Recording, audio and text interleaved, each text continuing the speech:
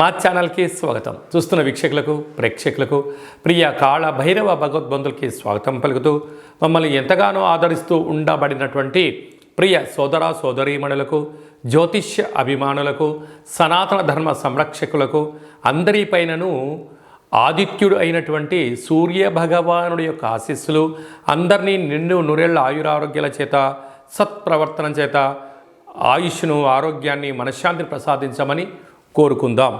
17/7/2024 నుండి 17/8/2024 వరకు ఏడాది తర్వాత కర్కాటక రాశిలో రవి భగవానుడు సంచారం చేయడం జరుగుతుంది.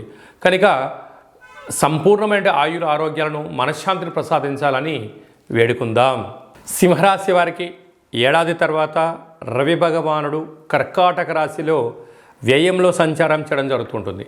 కనుక రాశాధిపతి వ్యయంలో ఉండడం వలన అనవసరమైన ఖర్చులు, హాస్పిటల్స్, ప్రమాదాలు, అప్పులు ఇవ్వడాలు, అప్పులు తెచ్చుకొని తిరిగి కట్టలేని పరిస్థితుల్లో స్థిర చరాస్తులను తొలగించుకునే పరిస్థితి ఉండడము, పోలీస్ స్టేషన్లు, కోర్టు మెట్లు, బంధువులని, మిత్రులని, సన్నిహితులని మిమ్మల్ని ప్రేరేపించడము, మీతో ఖర్చు పెట్టించి మిమ్మల్ని అప్పుల పాలు చేసే పరిస్థితి చాలా అధికంగా ఉంటుంది. అనవసరమైన ఖర్చులు పొంచి ఉన్నాయి. కనుక ఇలాంటి కాల సమయంలో వీలైనంత వరకు మౌనం, ఏకాంతం, ఏకంగా అంటే ఒంటరిగా సూర్య నమస్కారాలు లాంటివి చేయడము, ఆధ్యాత్మికమైన ప్రయాణం ఎప్పుడైతే మీరు చేయగలరో వీటి నుంచి దూరం అవ్వడము, ప్రశాంతమైన జీవనాన్ని కాపాడుకోవడము, వేలకు తిండి, వేలకు నిద్ర, వేలకు సూర్య నమస్కారాలు చేయడం వల్ల మనోధైర్యం చేత అన్నింటా విజయం మీ సొంతమవుతుంది.